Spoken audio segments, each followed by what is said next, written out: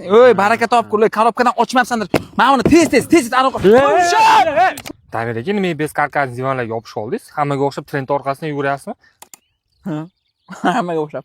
Fabrikalar bangalar karkas divan chiqaryapsiz. Nima qilasiz buni? Karkas divan bo'yicha nomer 1 bo'lsanglar. Rostdan ham shunaqa. Karkasni divanlar bo'yicha nomer 1 No. Bu temani xitoylarni ko'rib, men ham qiziqib qoldim-da. Bitta ishlab chiqaray dedim. Prosta stanok olib keldik, qo'ydik. Bitta kolleksiya qildik-da, ishga tushirib yubordik, uzumga chiqardik. To'g'risi, bu divanni o'zimni uyimga qo'yib 1 oy foydalanmagunimcha tushunmadim nimaligini. Qo'ydim, foydalanishni boshladim. Shunaqa mazza. Tasavvur ham qila olmaysan bor. Kayf qo'yardim. Sevib qoldim buni.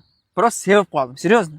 Kim o'ylab topgan bo'lsa ham borib, krasavchik ekan. Ishlayman ham, o'tiraman ham, даже bir 5-6 marta uxladim ham o'shanda bor. Sodda, arzon, almashtirish oson, yechish, yuvish oson.